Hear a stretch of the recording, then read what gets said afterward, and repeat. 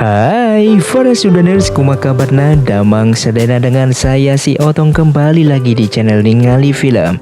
Pada episode kali ini kita akan membahas alur cerita dari film The Legend of Zoo untuk bagian yang ketiga. Dan tidak usah berlama-lama lagi, mari kita mulai ceritanya.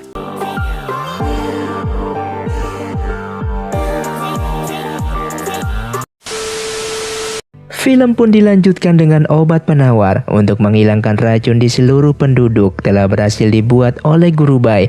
Namun obat penawar yang dibuat belum cukup ampuh dan masih kekurangan satu bahan, yaitu tanaman rumput angin gagak yang berada di kolam keabadian. Oleh karena itu Ketua Yua mengumpulkan seluruh muridnya memerintahkan mereka untuk pergi ke kolam keabadian agar bisa mendapatkan tanaman rumput angin gagak, dan mereka yang mendapatkan misi itu segera pergi dari sana. Informasi mengenai Ding Dali akan pergi ke kolam keabadian terdengar ke telinga Jingwo. Ia pun menyuruh Yu'er untuk pergi ke sana dan mulai mendekati Ding Dali kembali. Setelah itu Mawei membuat Yu'er menjadi terluka supaya peran Yu'er bisa dipercayai oleh Ding Dali. Namun terlihat Mawei justru kelewatan dan akan membunuhnya. King Yun seketika datang ke sana untuk menggantikannya. Setelah itu Mawei melemparkan racun ular putih ke tubuh Yu'er supaya Yu'er menjadi sekarat. King Yun pun marah kepadanya dikarenakan hal itu sama saja membahayakan nyawa Yu'er. Singkatnya mereka semua sedang makan dihampiri oleh sekte iblis dan mereka semua pun bertarung. Mawei juga datang ke sana dengan menyerang mereka, sehingga saat itu Yu'er mulai memainkan perannya dengan berpura-pura melawan Mawei demi menyelamatkan mereka semua. Dan setelah itu Mawei pun pergi dari sana. Dengan wajah pucatnya Yu'er pun meminta maaf kepada Ding Dali, namun saat itu ia pun terjatuh dan pingsan. Saat itu murid dari Guru Bai yang bernama Xiao Chu memeriksa Yu'er dengan mengatakan kalau Yu'er sudah terkena racun ular putih dan ia memiliki cara untuk menyembuhkannya, sehingga mereka pun membawa Yu'er ke sebuah tempat penginapan untuk diberikan obat. Lalu Xiao Chu memberikan obat untuk mengobati Yu'er dikarenakan mereka berdua laki-laki. Pada akhirnya Yun pun bersedia untuk mengoleskan obat itu di tubuh Yu'er. Setelah itu Ding Dali mulai merawat Yu'er dan memberikan perhatian kepada Yu'er. Meskipun ia sudah 2 kali ditipu olehnya, namun tetap saja Ding Dali bersikap baik dengannya. Saat itu Yu'er mengatakan alasan ia keluar dari sekte iblis dikarenakan ia menentang perintah Jingwo yang menyuruhnya untuk membunuh Ding Dali. Tentu saja ucapan itu hanyalah tipu daya supaya Ding Dali bisa kembali percaya kepadanya. Ding Dali mengatakan ia pun ragu apakah harus mempercayai perkataannya atau tidak. Namun di sisi lain ia juga seperti menyayangi Yu'er dan tentu saja Yu'er terkejut mendengarkannya. Ding Dali lalu memberikan obat tersebut dan menyuruhnya untuk beristirahat. Di malam hari, King Yun pun menghampirinya. Di sini rencana Yu'er untuk mendekati Ding Dali sudah hampir berhasil dan Yu'er ingin King Yun mengurusi keempat teman Ding Dali yang berada di luar supaya rencana mereka tidak terganggu. Setelah itu Ding Dali yang kembali menghampiri Yu'er seketika dibuat lemah oleh King Yun. Dan tentu saja Yu'er menjadi marah dikarenakan dia tidak meminta King Yun untuk menyerangnya. Di sini King Yun mencoba menghapus ingatan milik Ding Dali mengenai kenangannya bersama Yun, Chen Er dan Zi supaya rencana mereka esok hari bisa berjalan lancar. Dan setelah itu King Yun mulai memanipulasi pikiran mereka. Namun manipulasinya itu tidak mempan kepada Xiao Chu karena ia memiliki tanaman yang menjaganya. Dan setelah itu mereka bertiga yang sudah terbangun langsung berkumpul di sana. Yu'er mulai memainkan perannya dan meminta pertolongan kepada Ding Dali dikarenakan saat ini ia sedang diserang oleh teman-temannya. Kini mereka semua otaknya sudah dimanipulasi oleh King Yun dan Ding Dali melawan mereka semua untuk menyelamatkan Yu'er. Tidak hanya itu, mereka pun saling membenci dan bertarung satu sama lain. Untung saja Suyin pun datang ke sana dan memainkan kecapinya yang membuat mereka akhirnya telah tersadar kembali.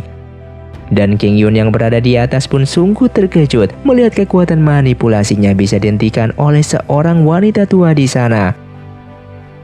Singkat cerita mereka berdua saat ini telah tiba di kolam keabadian dan Ding Dali lalu mencoba mengambil tanaman tersebut namun dia terluka dan terjatuh. Ternyata tanduk yang dipegang oleh Ding Dali tadi merupakan sebuah gigi ular raksasa yang dimana apabila ia memegangnya, kekuatan batu merah padam akan bereaksi dan saling berlawanan. Di saat ia akan menyerang, saat itu ia pun berhenti dengan mengatakan ketika dia melihat Ding Dali merasa kesakitan, ia pun juga merasakan sakit tersebut, yang membuat hatinya tidak tega untuk membunuh Ding Dali. Maui yang kebetulan berada di sana mendengarkan perkataan Yu-Er, ia pun langsung menyerangnya. Ternyata Maui juga akan memanfaatkan kesempatan itu untuk membunuh Yu-Er dan mengambil batu merah padam supaya Jingwo semakin bangga kepadanya. Tak lama kemudian Suin datang ke sana dan menyegel batu merah padam agar tidak keluar dari tubuh Ding Dali. Dan setelah itu ia pun membantu Yu-Er untuk menghadapi Maui. Namun saat itu Maui belum pernah melihat wajah Suin. Demi menyelamatkan Yu-Er, akhirnya Suin beserta Yu-Er terlempar ke sebuah jurang akibat Maui. Ding Dali yang melihat Yu-Er telah terjatuh ke jurang seketika menjadi marah. Dan pada akhirnya kekuatan batu merah padam kembali dan menyerang Maui secara membabi buta.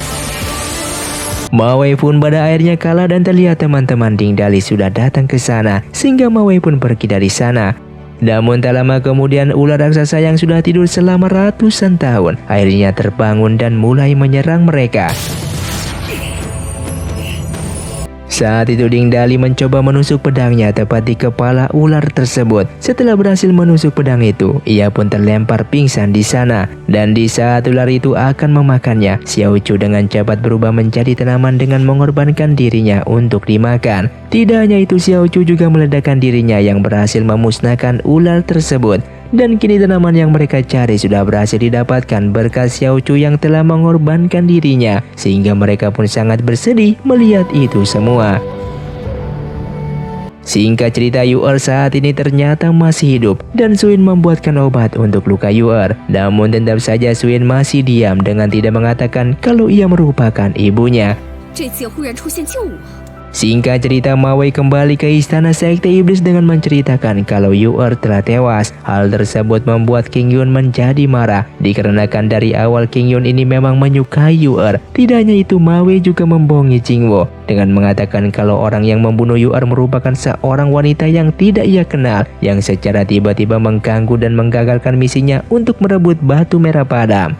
Mendengar pernyataan dari Maui, tentu saja Jingwo tidak percaya. Ia tahu kalau Maui telah berbohong. Jingwo lalu menamparnya dan akan membunuhnya. Namun Maui akhirnya mengaku kalau dirinya lah yang telah membunuh Yu-Er. Ia melakukan itu supaya mendapatkan pengakuan dari Jingwo. Dan ia juga membenci Yu-Er dikarenakan selama ini tidak pernah menganggapnya ada dan selalu saja mencintai Suin yang telah meninggal. Dan Jingwo yang marah besar kepadanya lalu akan membunuhnya.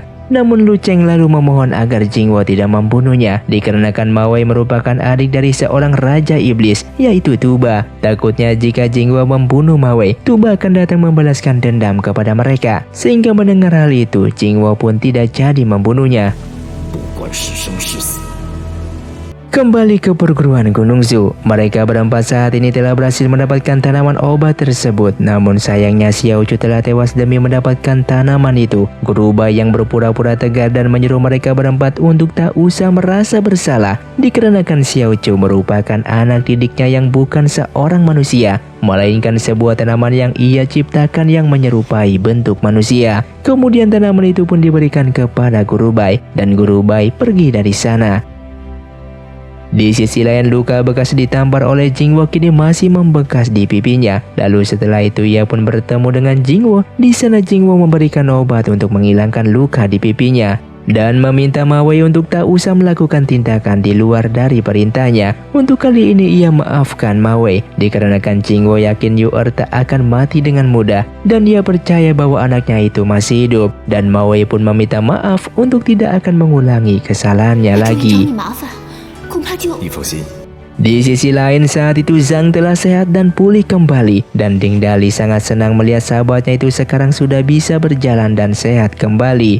Lalu mereka melihat Guru Bai yang menangisi kematian Xiao Chu. Meskipun Xiao Chu merupakan manusia ciptaannya, namun ia menganggap Xiao Chu seperti anaknya sendiri yang ia rawat sejak kecil.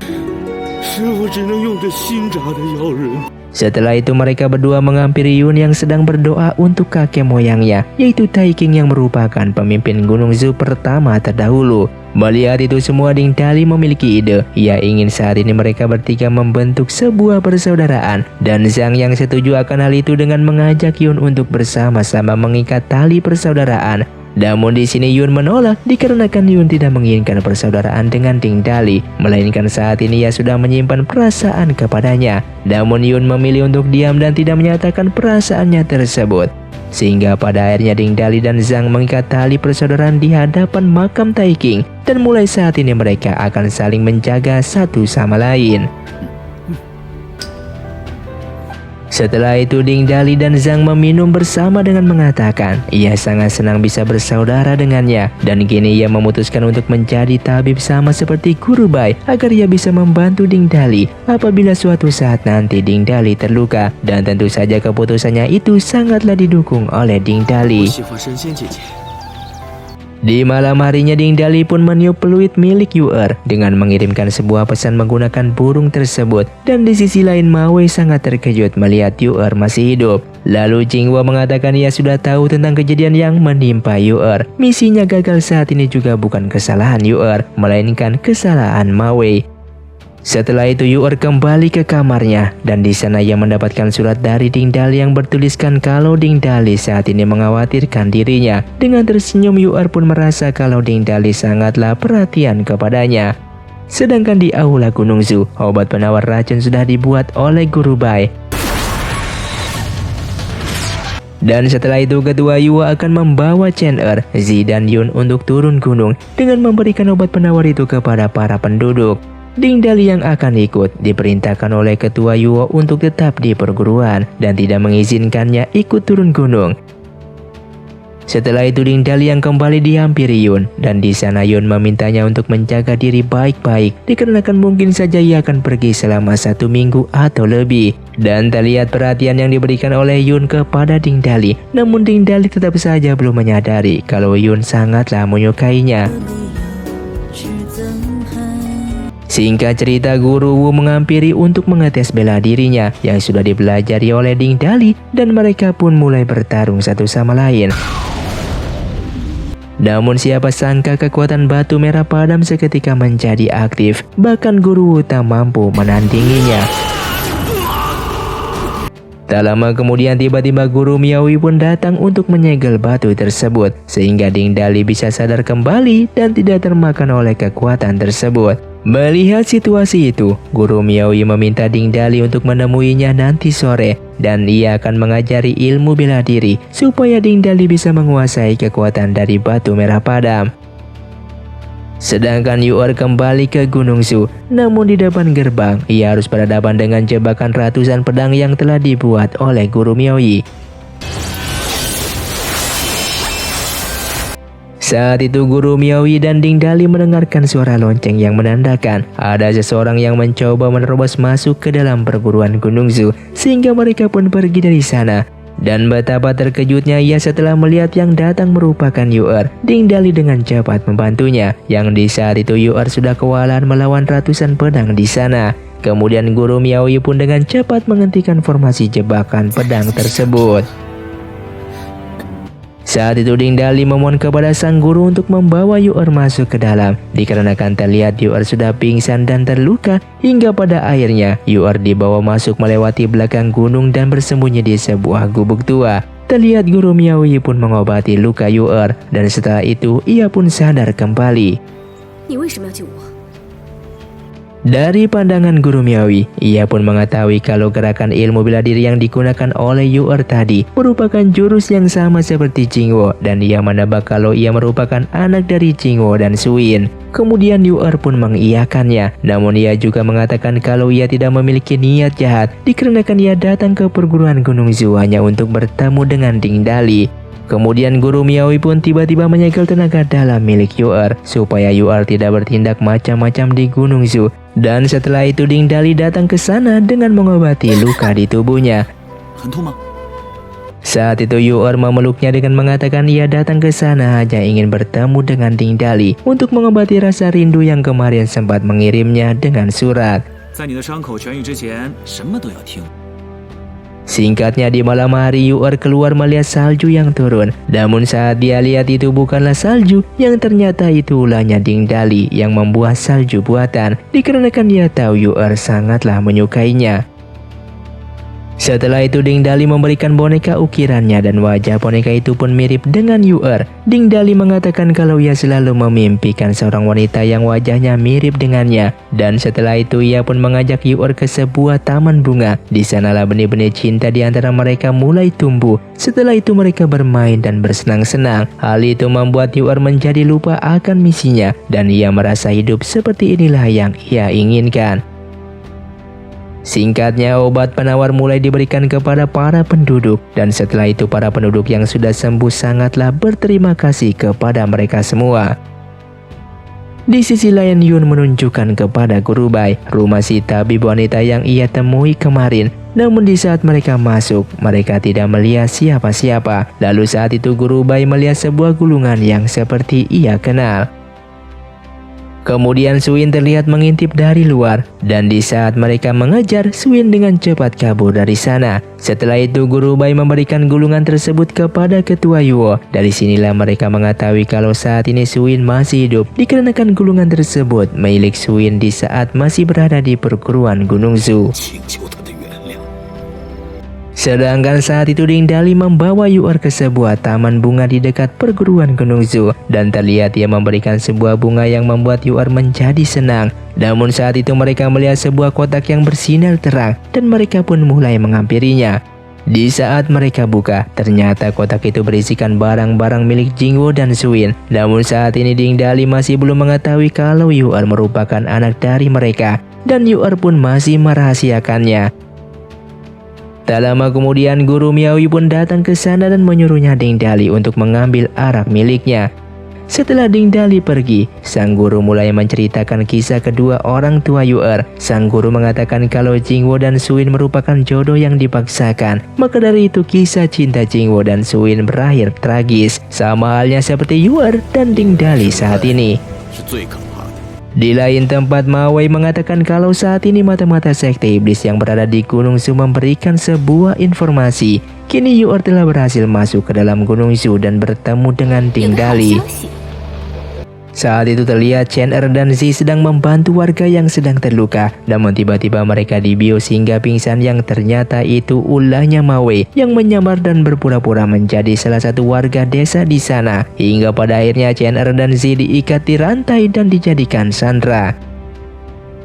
Di saat Ma Wei akan membunuh Chen Er, tiba-tiba ia membisikkan sebuah kalimat kode kepada Ma Wei yang ternyata kalimat kode itu merupakan sebuah tanda kalau Chen Er merupakan seorang mata-mata dari sekte iblis. Pada awalnya Ma Wei sempat melakukan Chen Er, namun demi meyakinkan Ma Wei, Chen Er tidak ragu menusukkan pedang jiwa ke tubuh Zi hingga jatuh ke jurang dan tewas. Melihat itu semua, akhirnya Ma Wei percaya kepadanya. Dan setelah itu Ma Wei memberitahukan kalau saat ini Yu'er telah berada di Gunung Zu dan akan membawa Ding Dali ke sekte iblis.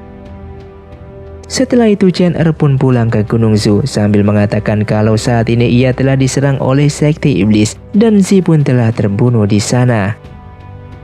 Sedangkan di lain tempat, Zhang sangat terkejut melihat Yu'er yang ia kira merupakan Xiao Yu, istrinya Ding Dali. Namun Yu'er bersikeras kalau ia bukanlah Xiao Yu. Dan Ding Dali dulu membawa Zhang pergi dari sana. Ia pun menceritakan kalau Yu'er merupakan mantan anggota sekte iblis. Melihat itu semua, Zhang mulai curiga kepada Yu'er yang mencoba menipu Ding Dali dengan menggunakan wajahnya yang mirip seperti Xiao Yu.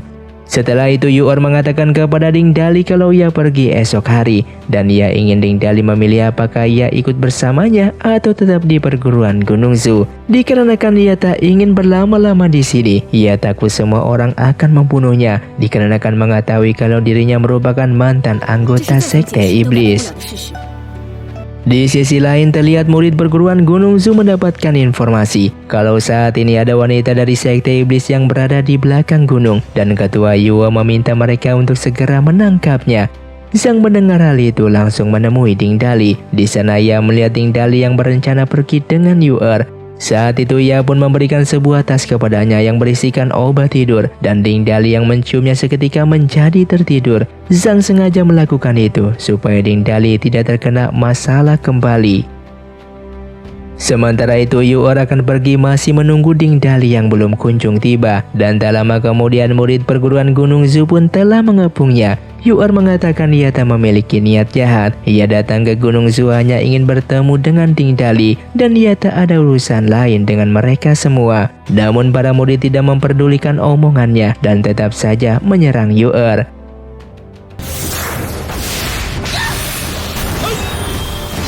Kemudian Chen Er juga ikut menyerang yang berhasil melukainya. Dan saat ini Yu'er tidak bisa menggunakan tenaga dalamnya dikarenakan tenaga dalamnya masih dikunci oleh guru Miaoyi. Yu'er yang terpojok akan dibunuh, namun saat itu darahnya tanpa sengaja mengenai sebuah pedang legendaris milik Tai King. Dan pedang itu bernama pedang Nanming yang merupakan pedang yang menyegel Raja Iblis saat ini, yaitu Tuba. Sementara itu Ding Dali yang terikat mencoba kabur dari sana dan membuat Zhang menjadi pingsan sehingga Ding Dali akhirnya datang ke sana untuk membantu Yu'er. Namun Chen Er mengatakan kalau Yu'er telah membunuh seluruh murid di sana dan Ding Dali pun menanyakan kebenaran tersebut dan Yu'er mengatakan ia terpaksa membunuhnya dikarenakan mereka juga akan membunuh tadi. Dari sinilah fakta mengenai kalau Yu'er merupakan anak dari Jingwo telah terungkap. Ding Dali merasa tak percaya kalau Yu'er tega membohongi dirinya kembali dan Yu'er juga mengatakan kalau ia memang diperintahkan oleh ayahnya untuk membunuh Ding Dali. Namun saat ini ia telah sadar dan ia tidak bisa membunuhnya dikarenakan ia sangat mencintai Ding Dali. Namun tetap saja Yu'er telah membohonginya yang membuat Ding Dali menjadi marah besar. Kemudian Chen Er dan salah satu murid di sana mencoba membunuh Yu'er, namun Yu'er dengan mudah mengalahkan mereka semua. Di saat Yu'er akan membunuh salah satu murid tersebut, Ding Dali dengan cepat menahannya dan balik menyerang Yu'er. Pada akhirnya Ding Dali sudah tidak ingin lagi percaya dengannya. Hal tersebut membuat Yu'er merasa bersedih. Kemudian King Yun pun datang ke sana dengan membawa Yu'er untuk kabur. Singkat cerita kini pedang Nanming telah hilang dibawa oleh Yu'er, yang mana hal tersebut dapat membuat segel yang mengurung Tuba bisa retak kembali. Dan mereka takut Raja Iblis akan keluar dengan membuat kekacauan kembali di dunia.